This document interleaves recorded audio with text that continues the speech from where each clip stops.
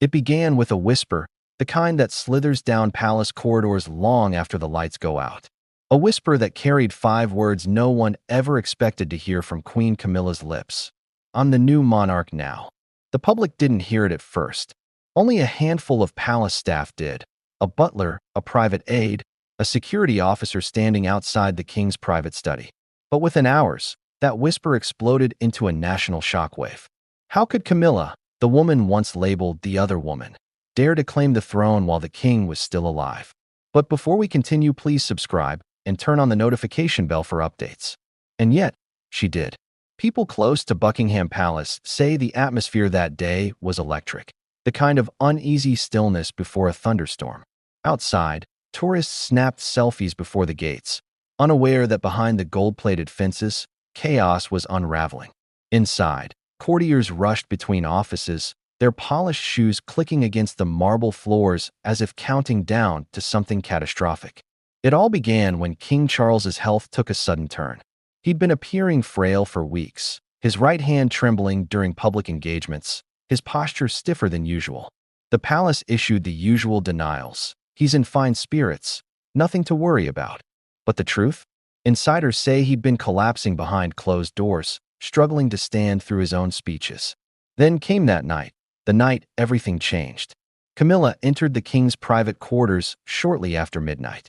The king's personal physician had just left, carrying a bag of medication and a face tight with concern. The corridors were dim, lit only by flickering lamps. She walked briskly, shoulders squared, her reflection flashing briefly against the gold-framed portraits of monarchs past. Witnesses say she stayed in that room for over 40 minutes. No one knows what was said.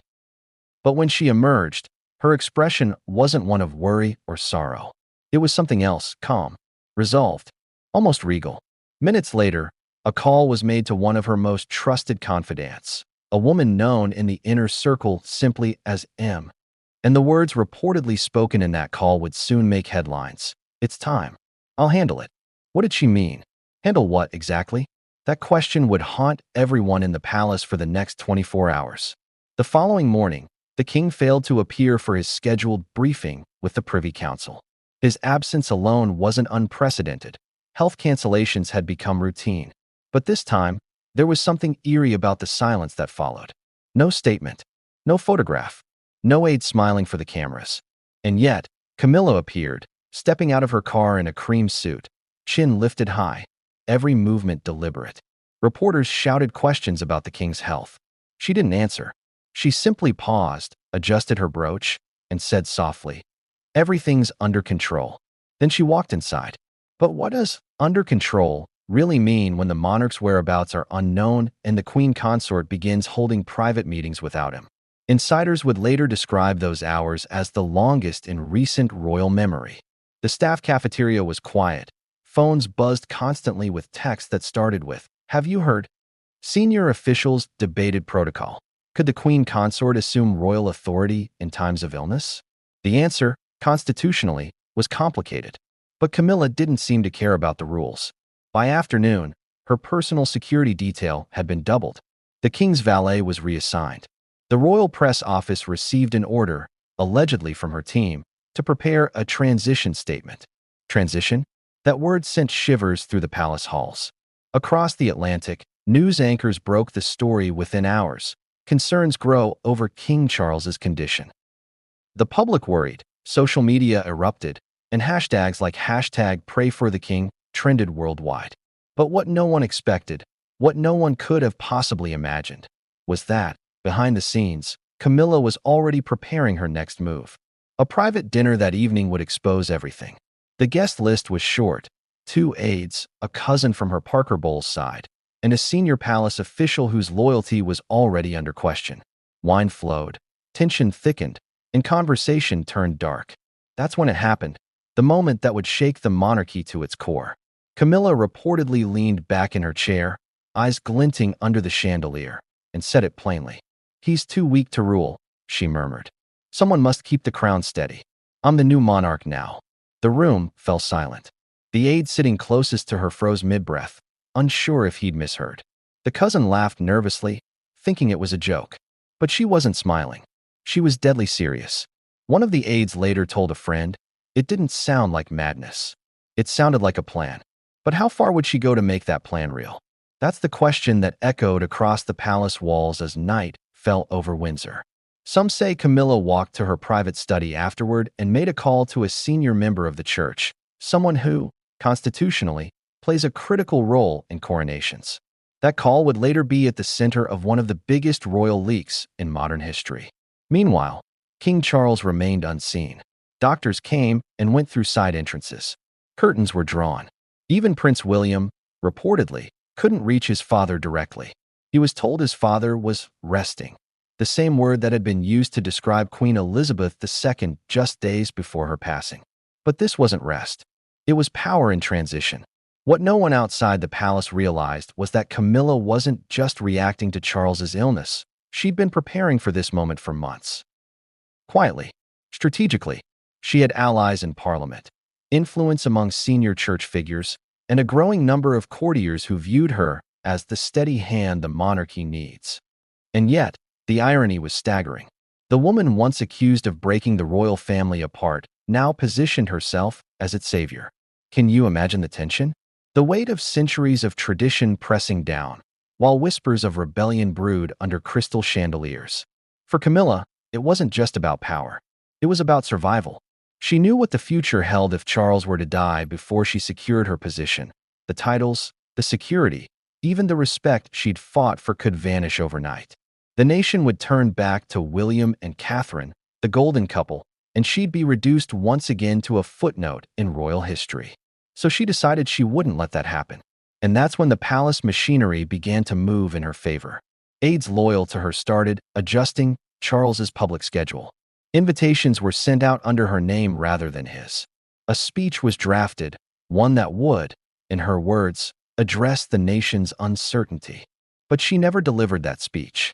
Because before she could, a single phone call changed everything. At precisely 10:47 p.m. that night, an anonymous tip reached a senior reporter from a major British newspaper. The message was brief, typed from an encrypted number. "There's a recording. Camilla, Windsor dinner. She said she's monarch. Check the staff phones." And that's how the world would come to know of the statement that set Buckingham ablaze. The story broke just before dawn. The front pages screamed, "Queen Camilla declares herself new monarch." Public disbelief was instant. Outrage followed within minutes. The monarchy, already fragile, was now facing its most explosive crisis in decades. By sunrise, crowds gathered outside Buckingham Palace demanding answers. Some shouted for Charles. Others shouted for William. A few, shockingly, even chanted in support of Camilla, claiming she's the only one who dares to lead. The palace, for the first time in years, was in lockdown. Security tightened. News vans lined the mall. Helicopters hovered overhead. And inside those stone walls, Camilla sat alone in her private quarters, staring at the phone that wouldn't stop ringing. She didn't pick it up. Not once. Because she knew what was coming. Not just public outrage, but the wrath of those within her own family who felt betrayed. The question on everyone's lips was the same. Had Camilla really just staged a royal coup? What followed would unearth buried secrets, forbidden alliances, and a plan so detailed it would make even the late Queen's advisors question whether tradition could survive modern ambition. But before any of that could unfold, one more thing would happen that no one expected. A staff member, terrified, shaken, walked into the Royal Communications Office that morning holding a small silver USB drive. On it was proof, audio proof, and when they played it, the voice was unmistakable. Calm, confident, royal. "I'm the new monarch now." What happens next would send the British monarchy spiraling into uncharted territory, a place where love, loyalty, and legacy would collide under one woman's quiet but unrelenting pursuit of power. Because if you think Camilla's words were the most shocking part, you haven't heard what came after. It started with a phone call that no one wanted to answer. Shortly after 6 a.m., Buckingham Palace's switchboard lit up with an emergency alert from Windsor Castle. On the other end of the line was the king's private physician, his voice tight and unsteady. "His Majesty collapsed again," he said. "Heart arrhythmia. We need a medical team immediately." By the time the message reached the royal household's top aides, panic had already set in. The staff knew what this meant. King Charles had been struggling for weeks, his health slipping faster than anyone dared admit publicly. But now, the situation had crossed a line. Ambulances arrived quietly, their lights dimmed to avoid attention from the press camped outside. Palace guards cleared corridors while courtiers whispered in shock. The sound of hurried footsteps echoed off the marble floors, a sound the royal family had come to dread. Within minutes, every television in the communications office was tuned to BBC News. Reporters were speculating, but careful. "There is concern for His Majesty's health," one said, his tone cautious but ominous. The palace has yet to issue a formal statement. And yet, behind those gilded walls, chaos reigned. Camilla was the first to arrive at Windsor. She swept past the gates in a sleek black car, flanked by security vehicles. Dressed in a charcoal coat and pearls, she moved with unsettling composure. Witnesses recall her expression: no tears, no panic, just a look of calm determination. Inside the king's private chamber, the air was thick with antiseptic and fear. Charles lay propped on pillows, pale and motionless, the steady beep of a monitor slicing through the silence. Doctors murmured instructions. A nurse pressed a stethoscope to his chest. Camilla stepped closer, her heels clicking softly against the polished floor. She took his hand, and for a moment, just watched him breathe. One aide later swore he heard her whisper something. "Don't worry. I'll handle it." Handle what? That question would echo for days. Minutes later, she turned to the senior physician and asked the unthinkable. "If his heart stops," she said quietly, "do we resuscitate?" The doctor hesitated, unsure how to respond. That decision was usually made by the monarch himself or an official medical proxy, but Charles had signed no new directives. His last will, sealed months earlier, named his eldest son, Prince William, as next in line for any regency-related matters. Camilla's tone hardened. "He's suffering," she said. "We must think about dignity." The room went still. Outside the chamber, two footmen exchanged uneasy glances. One of them, a longtime servant of the late queen, muttered under his breath, "This isn't what Her Majesty would have wanted." By 9 a.m., the crisis had deepened. News vans surrounded the palace gates, reporters jostling for position. Social media was ablaze with rumors, some claiming the king had passed away, others suggesting he was in a medically induced coma. But amid the confusion, one detail stood out. Camilla hadn't left the king's side. Not once. Hours passed. The official spokesperson released a brief, vague statement. "His Majesty is resting comfortably under medical supervision." But even that couldn't stop the tidal wave of speculation. Resting comfortably had been the same phrase used before Queen Elizabeth's death. Inside the palace, courtiers whispered of an eerie quiet. Staff were told to avoid certain corridors. Schedules were cleared, meetings postponed. The monarch's signature red dispatch box, the one used for daily government briefings, sat untouched on a desk. And through it all, Camilla remained composed. Too composed. At one point, she called the chief of staff and ordered that all public engagements for the week be reviewed. That single word, reviewed, sent shockwaves through the palace. Was she preparing for mourning? Or something else entirely? Then, at 1:14 p.m., she made a private phone call from her study. According to an insider who later leaked the details, she spoke with someone identified only as Lord C. The conversation, recorded by a security system later leaked to the press, began innocently enough until it didn't. "Camilla, he's stable for now." Lord C. "That's good. The country will worry." Camilla, "They'll need stability. Leadership. If he can't speak for the crown, someone must." Lord C. "You mean?" Camilla, "I mean exactly that." The call ended abruptly. That recording would later become one of the key pieces of evidence in what the press dubbed the silent coup. Meanwhile, Prince William was on official duty in Scotland, completely unaware of what was unfolding. He received the news through a cryptic text message from an aide, "Father critical. Camilla assuming control. Return immediately." But by the time his jet landed at RAF Nordholt, it was too late. The first domino had already fallen, because at that same moment, something extraordinary was happening inside Windsor Castle. A high-level emergency meeting was convened, without the king's explicit authorization. The attendees, Camilla, the Lord Chamberlain, the Archbishop of Canterbury's private secretary, and a handful of trusted courtiers. The agenda? Continuity of governance. Camilla opened the meeting herself. Calm, poised, almost presidential. His Majesty is in no condition to rule, she said. Until further notice, I will act on his behalf. The Lord Chamberlain hesitated. Your Majesty, he caught himself mid-sentence, realizing the slip. She noticed. Her lips curled slightly. You may as well say it, she replied softly. That's what everyone's thinking. That moment marked the unofficial start of what some historians would later call the brief but defining Camilla Regency. For the next 6 hours, she began making subtle but decisive moves. She authorized correspondence to Parliament, restructured daily briefings, and quietly requested that her name be used in all palace communiques until further notice. It was a quiet seizure of power, polite, legalistic, but unmistakable. By sunset, her influence was already visible. The press releases no longer bore the phrase, by command of His Majesty. Instead, they read, by royal authorization. It was a small change, but those who understood protocol knew exactly what it meant.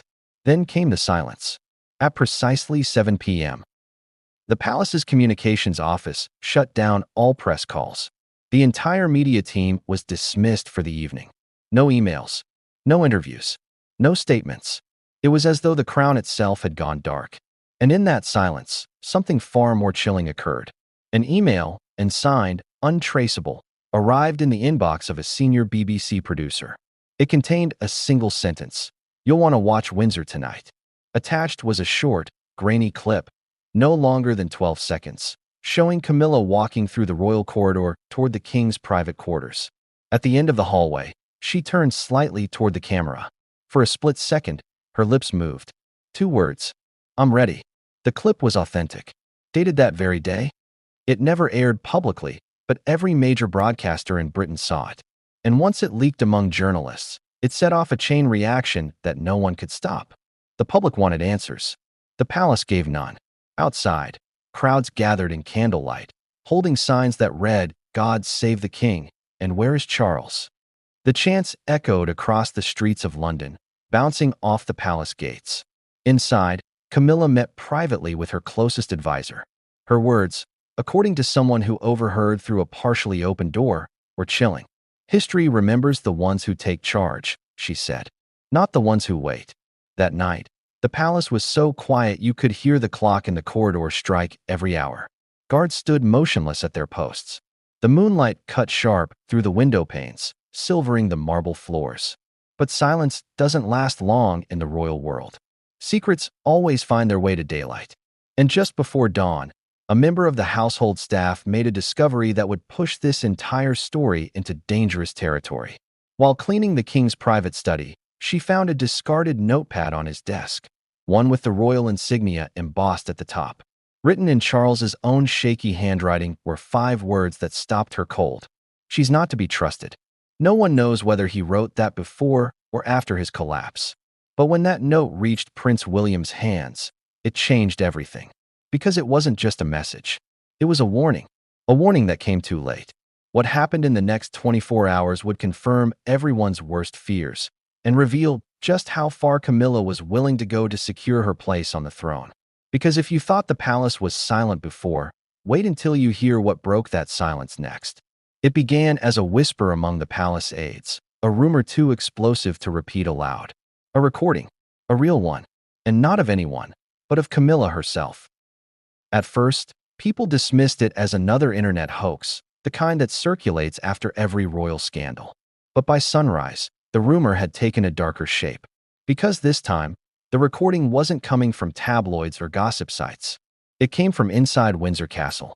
The source was a junior communications assistant named Lydia Grant, a quiet young woman who'd only been with the palace for 8 months. Her job was simple: log and archive all internal recordings from public events and official meetings. But what she stumbled upon that morning wasn't part of any public schedule. It was tucked away inside an encrypted folder marked with 3 letters: CRS, Confidential Royal Session. Curiosity got the best of her. She clicked. Static, muffled voices.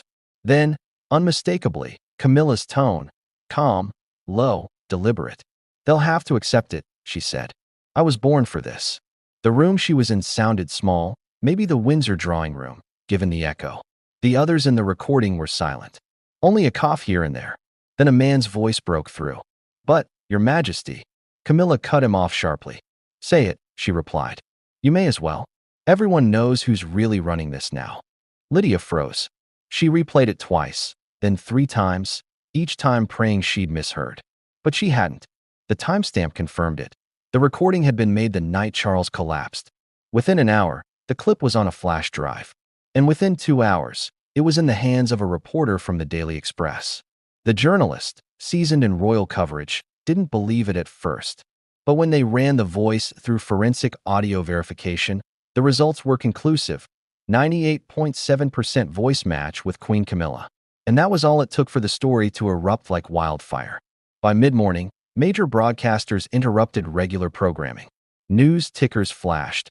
Breaking, audio leaks suggest Queen Camilla declared herself monarch. The audio, just 30 seconds long, spread across social media in minutes.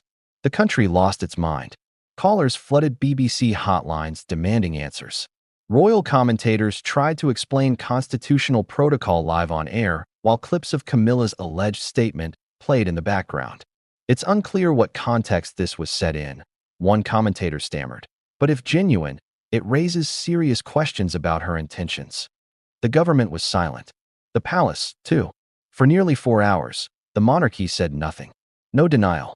No confirmation. Just silence. The kind that screams louder than words. Inside the palace walls, tension was at a breaking point.